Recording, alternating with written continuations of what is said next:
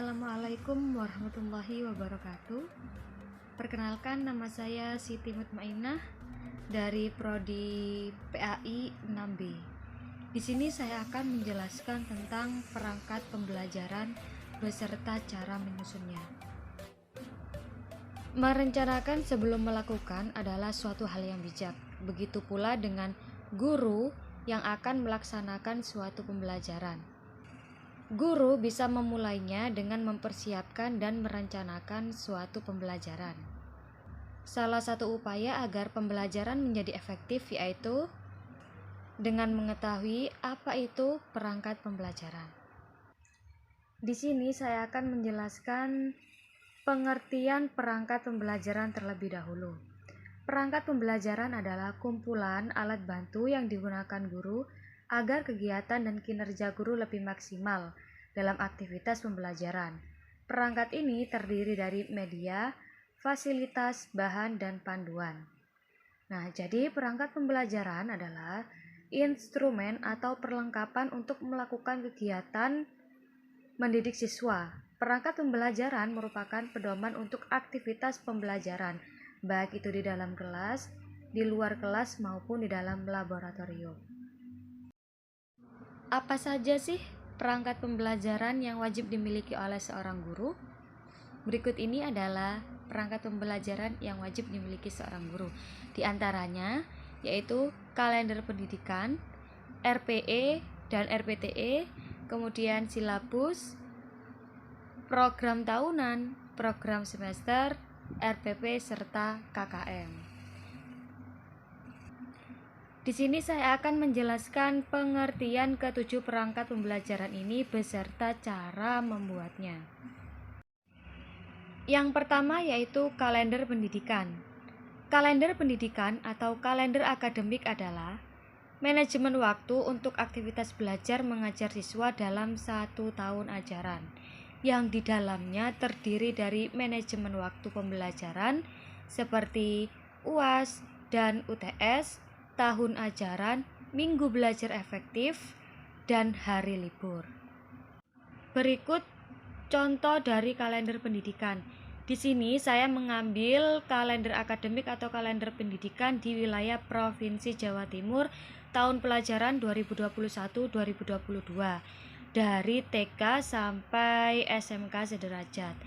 Nah, sudah jelas ya di sini dalam kalender akademik ini tahun ajaran 2021-2022 itu dimulai dari bulan Juli 2021. Nah, di sini bisa dilihat dari bulan. Nah, bulan itu ada di sebelah kiri ya.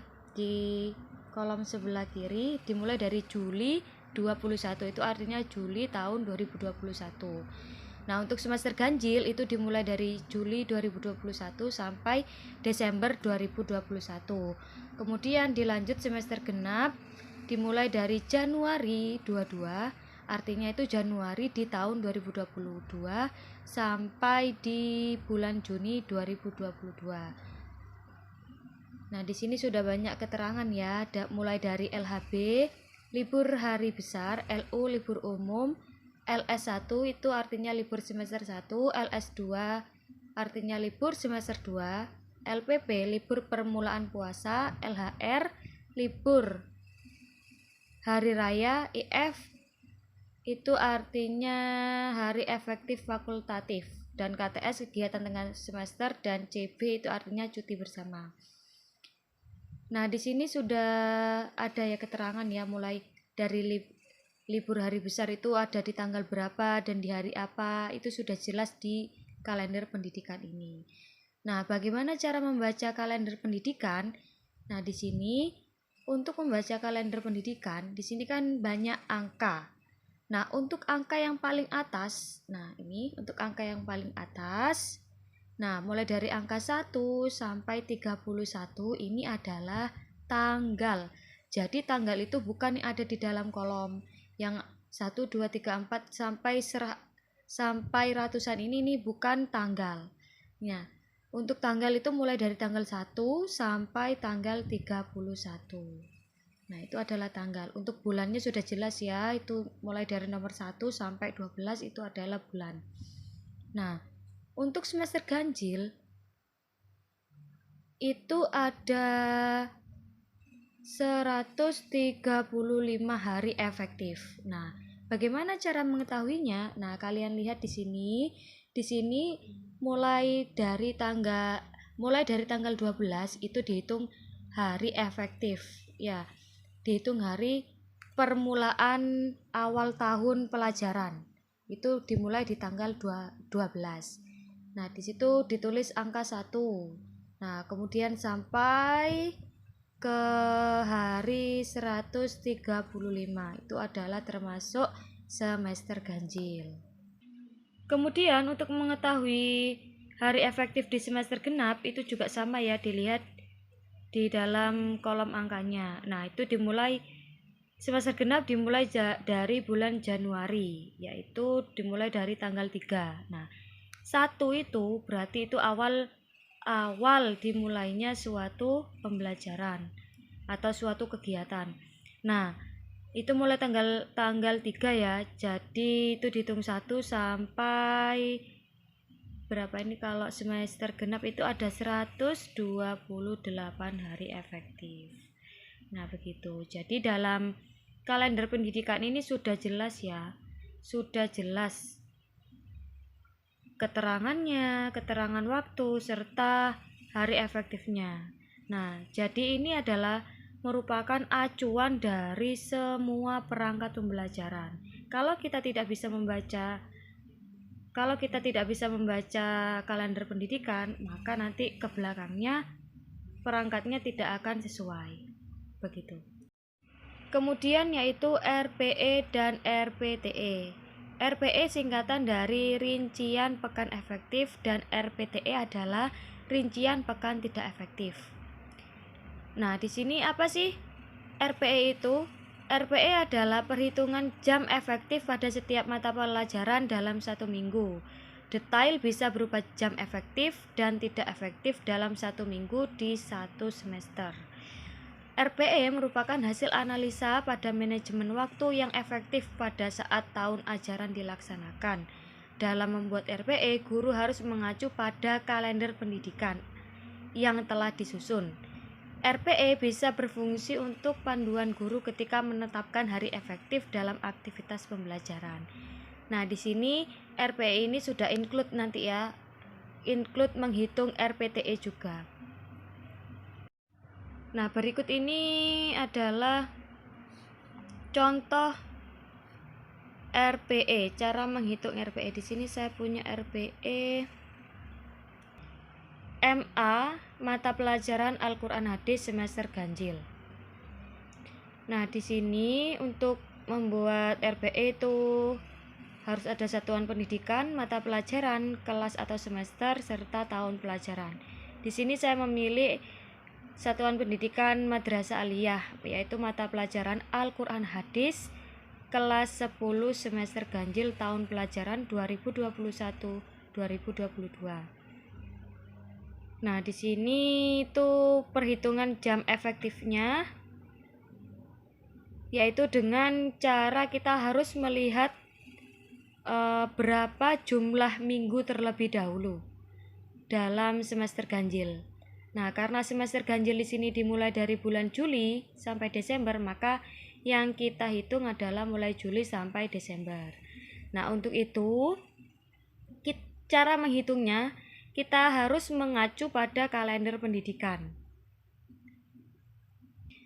Kita buka lagi kalender pendidikan, tapi saya tidak akan membuka kalender pendidikan yang tadi, tetapi saya akan membuka kalender pendidikan yang seperti ini, karena ini lebih mudah menurut saya.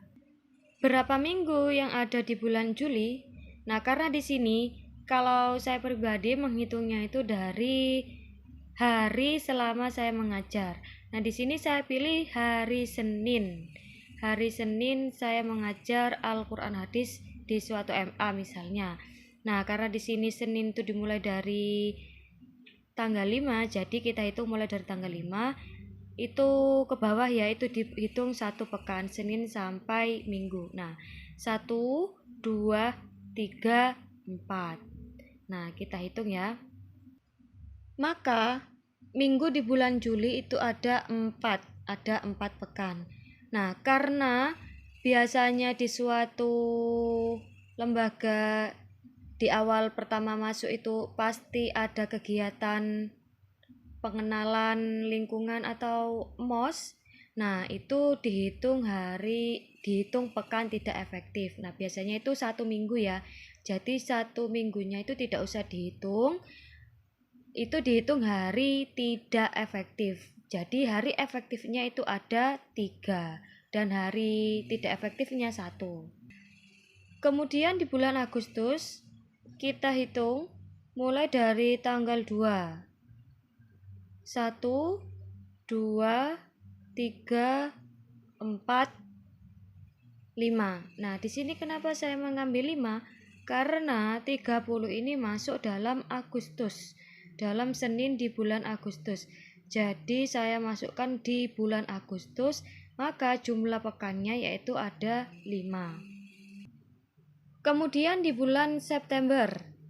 Nah, di sini karena hari Seninnya kosong, kita hitung dari tanggal 6-nya.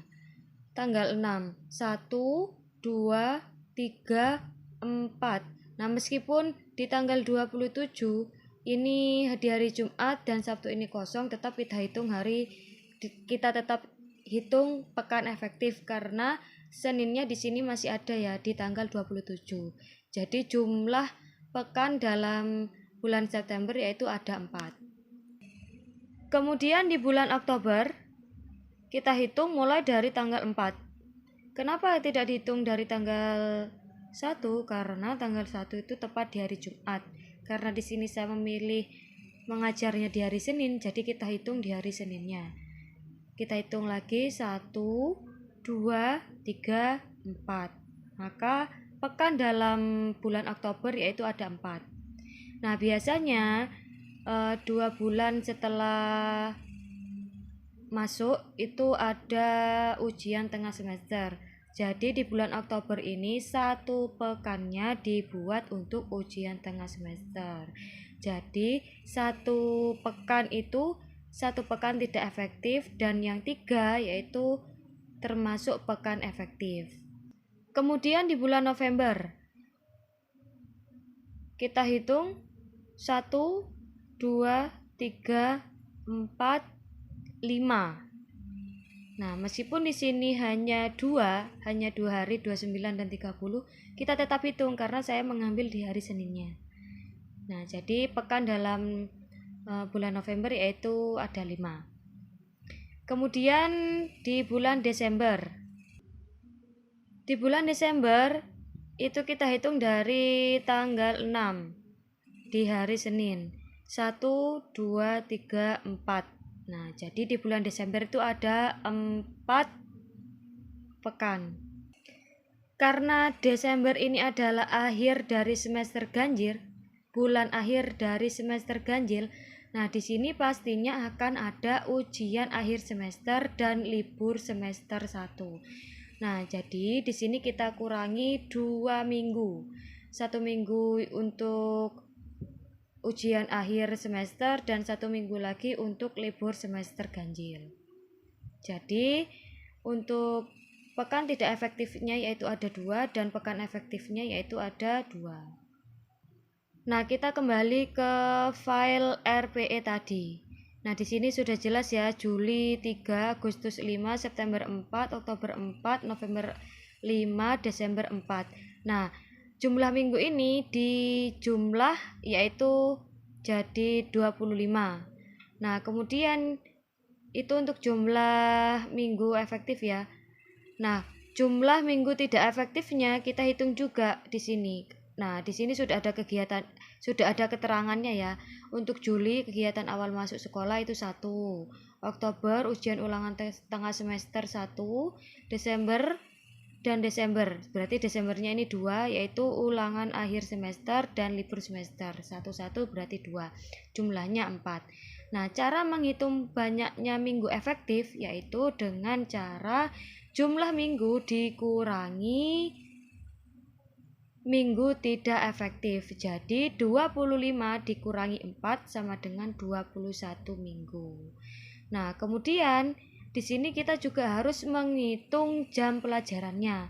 Bagaimana caranya? Yaitu dengan cara jumlah minggu efektif tadi dikali dengan jumlah pelajaran atau JPL. Nah, di sini kita harus memilih JPL sesuai dengan ketentuan ya.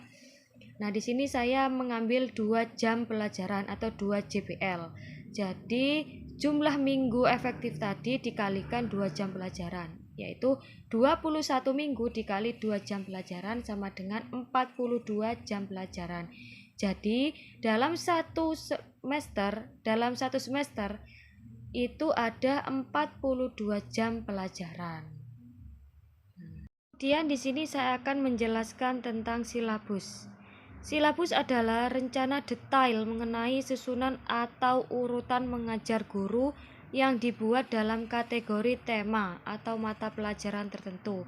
Elemen dari silabus sendiri terdiri dari SK, KD, indikator, materi, kuota waktu, penilaian, serta sumber belajar yang dipakai. Silabus juga bisa disebut dengan rangkuman dari kurikulum sebab silabus terdiri dari media, target, pencapaian, dan sebagainya. Berikut ini adalah contoh silabus Al-Quran Hadis kelas 10 semester 1. Nah, silabus di sini ada semester 1 dan semester 2 ya. Tapi di sini saya akan menjelaskan di semester 1-nya saja. Nah, untuk tahun ajarannya tetap 2021-2022. Nah, di silabus ini harus ada kompetensi inti. Nah, seperti yang ada di file ya. KI 1 sampai KI 3. Nah, untuk kompetensi dasar di sini harus mengacu pada salinan KMA 183. Nah, di sini sudah ada ya mulai dari 3.1 sampai 3.6. Nah, itu untuk semester 1. Nah, di sini silabus ini terdiri dari KD.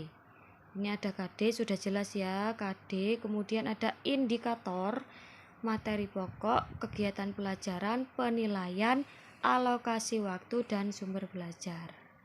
Nah, di sini sudah jelas semuanya, materi pokoknya, indikatornya. Kemudian di sini saya akan menjelaskan tentang pembagian waktunya atau alokasi waktunya. Nah, untuk mengetahui atau menentukan alokasi waktunya, di sini kita harus mengacu pada RPE tadi. Nah, di RPE tadi jumlah dalam satu semester yaitu 42 jam. Nah, jadi di sini 42 jam itu harus dibagi 6 KD ini. Harus dibagi 6 KD. Nah, di sini sudah saya bagi ya. Untuk KD 3.1 dan 4.1 itu alokasi waktunya itu 4 jam pelajaran. Kemudian 3.2 dan 4.2 itu 10 jam pelajaran. Kemudian 3.3 dan 4.3 itu 8 jam pelajaran. Kemudian 3.4 dan 4.4 itu 6 jam pelajaran. 3.5 dan 4.5 itu 10 jam pelajaran. Dan 3.6 dan 4.6 yaitu 4 jam pelajaran. Jadi di sini kita bisa mengatur sesuai dengan keinginan kita ya. Disesuaikan dengan KD-nya. Kalau KD-nya yang menurut kalian itu mudah, jadi kita beri jam yang sedikit.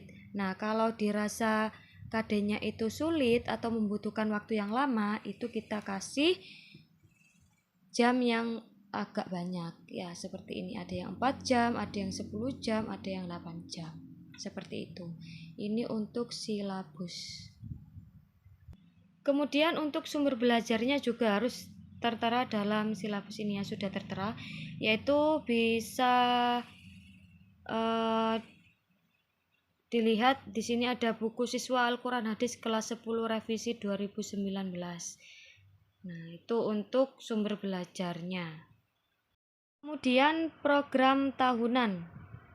Program tahunan ini berguna untuk mengetahui batasan dari sebuah materi yang telah ditetapkan sebelumnya di dalam tabel program tahunan. Prota terdiri dari informasi materi pelajaran dalam rentang waktu 1 tahun pembelajaran.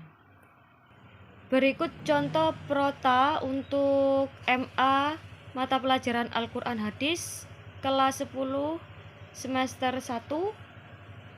Nah, di sini juga ada semester 2-nya ya, tetapi di sini saya akan menjelaskan yang semester 1 saja. Kemudian tahun pelajaran 2021-2022. Nah, seperti lumrahnya ya, pasti dalam file program tahunan itu ada KI dan KD. Nah, di sini KI-nya sudah jelas, KI 1 sampai KI 4. Kemudian untuk semester 1 itu KD-nya ada 6 ya. Mulai dari 3.1 sampai 3.6. Nah, di sini juga harus mengacu pada salinan KMA 183. Nah, untuk prota di sini juga ada pembagian waktunya. Nah, di sini juga harus mengacu pada RPE dan silabus yang telah kita tetapkan tadi. Jadi kalau 3.1 yang tadi itu dalam silabus itu 4, di prota juga harus 4. Nah, jadi harus sama. Nah, di sini 3.1 4, 3.2 10, 3.3 8, 3.4 6, 3.5 10, 3.6 4. Jadi jumlahnya harus sama dengan yang di RPE. Jumlahnya harus 42 jam. Kemudian program semester. Program semester berguna untuk mendeskripsikan pemberian materi dalam rentang waktu 1 semester. Kalau dalam prota tadi 1 tahun, kalau di dalam program semester ini hanya 1 semester. Nah, berlandaskan kompetensi dasar dan standar kompetensi yang sudah dibuat di standar isi. Untuk lebih jelasnya kita lihat file berikut ini. Program semester Satuan Pendidikan MA mata pelajaran Al-Quran Hadis kelas 10 semester ganjil tahun pelajaran 2021-2022. Dalam promes kita juga harus menyantumkan KD-nya sesuai dengan KMA 3.1 sesuai dengan KMA 183. Dalam tabel program semester terdiri dari materi pokok atau kompetensi dasar, jumlah jam pelajaran, kemudian di sini juga ada bulan. Nah, lagi-lagi di sini kita harus mengacu pada RPE dan silabus. Nah, jadi semuanya harus sama, acuannya di satu tadi. Kalau yang depan harus jumlahnya 4, yang belakang juga jumlahnya harus 4. Nah, di sini sudah ada ya Juli, di sini ditulis semua ya, ada 1 2 3 4 5 ada 5 pekan. Tapi di sini juga ada keterangannya ya. Untuk yang kuning itu artinya libur akhir semester di tahun sebelumnya. Kemudian untuk yang biru itu adalah masa ta'aruf siswa. Nah, itu bisa kegiatan awal masuk ya. Kemudian di warna hijau ini menunjukkan kalau itu tengah melakukan penilaian tengah semester. Dan untuk yang abu-abu itu penilaian akhir semester. Jadi itu untuk pekan yang tidak efektif ya. Nah, kemudian di sini untuk KD 3.1 itu 4 JP, 4 jam pelajaran. Jadi kita tulis di pekan keempat dan kelima. Itu ditulis 2 dan 2. Nah, di sini sudah jelas ya. Nah, penulisannya seperti ini ya. Kalau di 3.1 kita harus lurus dengan 3.1. Kemudian yang bawah juga harus lurus dengan yang bawah. Tidak boleh sama cara penulisannya di sini. Nah, kemudian untuk 3.2 itu 10. Jadi di sini kita bagi 2 jam, 2 jam, 2 jam sehingga jumlahnya 10. dan seterusnya sesuai dengan jumlah jam pelajarannya. Seperti itu. Selanjutnya yaitu RPP. RPP singkatan dari Rencana Pelaksanaan Pembelajaran. Nah, RPP ini adalah tahapan yang harus dilalui oleh guru pada aktivitas pembelajaran kepada siswa. Jadi RPP ini terdiri atas metode, model, instrumen penilaian, pelaksanaan, dan evaluasi. Nah, berikut ini adalah elemen yang terkandung pada RPP. Yang pertama, indikator atau parameter pembelajaran. Yang kedua yaitu kompetensi dasar atau KD dan SK, yaitu standar kompetensi. Selanjutnya, skenario pembelajaran, kemudian model pembelajaran, kemudian LKS atau lembar kerja siswa, kemudian pokok pembahasan, pengukuran hasil belajar, kemudian sumber dan sarana atau media atau fasilitas dalam pembelajaran.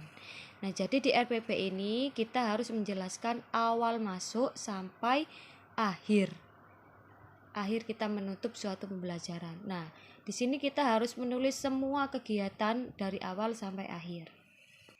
Berikut adalah contoh RPP 1 lembar ya, karena sekarang ini masih masa-masa pandemi, jadi saya pakai yang 1 lembar.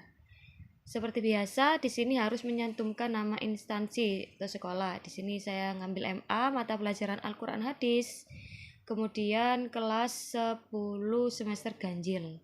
Nah, di sini khusus untuk KD 3.1 dan 4.1, yaitu dengan materi pokok Al-Quran adalah wahyu Allah. Nah, di sini dalam file ini, di dalamnya itu terdiri dari tujuan pembelajaran, kegiatan pembelajaran, serta penilaian hasil pembelajaran. Itu untuk yang terakhir ya. Nah, tujuan pembelajaran di sini sudah tertera jelas. Nah, di sini harus mencantumkan KD mulai dari pengertian apa materi yang ada di KD 3.1 dan 4.1. Nah, kemudian di sini harus tertera media dan alat pembelajaran. Di sini medianya yaitu LKS, kemudian LCD, penggaris, laptop, dan lain sebagainya. Nah, kemudian kegiatan pembelajaran ini, nah, di sini juga harus dijelaskan. Nah, di sini pertemuan ke-1. Nah, di sini ada pendahuluan, kegiatan inti, dan penutup. Nah, biasanya pendahuluan ini yaitu dimulai dengan guru memberi salam dan lain sebagainya. Kemudian kegiatan inti di sini ada kegiatan memberi materi, kemudian berdiskusi, mengerjakan tugas. Kemudian penutup yaitu guru menutup di akhir pembelajaran. Nah, kemudian di sini ada juga penilaian hasil pembelajaran. Nah, penilaian itu ada 3 ya. Ada penilaian sikap, pengetahuan, dan keterampilan. Nah, di sini sudah tertera jelas untuk pembuatan RPP-nya. Jadi seperti ini. Kemudian yang terakhir yaitu KKM. KKM adalah kriteria ketuntasan minimal. Nah, yang artinya kriteria ketuntasan belajar yang ditentukan oleh satuan pendidikan dengan mengacu pada standar kompetensi lulusan. Dalam menetapkan KKM, satuan pendidikan harus merumuskannya secara bersama antara kepala sekolah, pendidik, dan tenaga kependidikan lainnya. Nah, KKM ini dirumuskan setidaknya dengan memperhatikan 3 aspek. Yang pertama, karakteristik peserta didik atau bisa disebut intake. Kemudian karakteristik mata pelajaran atau kompleksitas, dan kondisi satuan pendidikan, daya dukung pada proses pencapaian kompetensi. Berikut cara menentukan KKM dalam suatu KD. Nah, di sini ada contoh KKM untuk mata pelajaran Al-Quran Hadis, dan di sini tahun pelajarannya 2021-2022. Nah, seperti biasa kita harus menulis KI dan KD-nya. Nah, di sini tadi tetap ya harus sesuai dengan KMA 183. Nah, di sini juga harus mencantumkan indikator. Indikator ini adalah pencapaian yang harus dicapai oleh siswa. Nah, di sini untuk semester 1 dimulai dari 3.1 sampai 3.6. Di sini ada 3 aspek, yaitu kompleksitas, daya dukung, dan intake. Nah, untuk kompleksitas itu terdiri dari 3 aspek ya, ada yang tinggi, sedang, dan rendah. Untuk tinggi itu mulai dari 69 sampai 79. Kemudian untuk tingkatan rendah itu ada dimulai dari 50 sampai 64. Kemudian rendah itu 80 sampai 100. Kemudian untuk daya dukung di sini juga ada 3 tingkatan. Yang pertama yaitu tinggi. Untuk tinggi itu dimulai dari angka 80 dan sampai 100. Kemudian untuk sedang dimulai dari nilai 69 sampai 100. Kemudian untuk rendah dimulai dari 50 sampai 100. Kemudian intake juga seperti lainnya ya, sama ada 3 tingkatan, ada tinggi, sedang, dan rendah. Yaitu untuk tinggi dimulai dari nilai 80 sampai 100. Kemudian untuk sedang dimulai dari 69 sampai 79. Kemudian untuk yang rendah dimulai dari nilai 50 sampai 64. Nah, di sini untuk contohnya saya ambil yang 3.1. Untuk kompleksitas di sini saya isi di tingkat yang tinggi itu saya isi 70, kemudian di daya dukung saya isi di sedang yaitu 90, dan yang intake saya isi di sedang juga yaitu 65. Nah, bagaimana cara menghitungnya? Cara menghitungnya itu sesuai rumus yang ada di bawah ini ya. Nilai KKM semester 1 yaitu jumlah nilai KKM semua indikator. Nah, jumlah nilai KKM semua indikator ini berarti 70 ini ditambah 90 ditambah 65. Kemudian dibagi total indikator atau dibagi ketiga aspek ini. Karena di sini ada 3, maka dibagi 3. Jadi 70 ditambah 90 ditambah 65 sama dengan 25. Kemudian 225. Kemudian dibagi 3. 225 ini dibagi 3 dan hasilnya yaitu ada 75. Jadi KKM untuk semester 1 yaitu 75. Itu tadi penjelasan tentang perangkat pembelajaran beserta cara menyusunnya. Semoga bermanfaat dan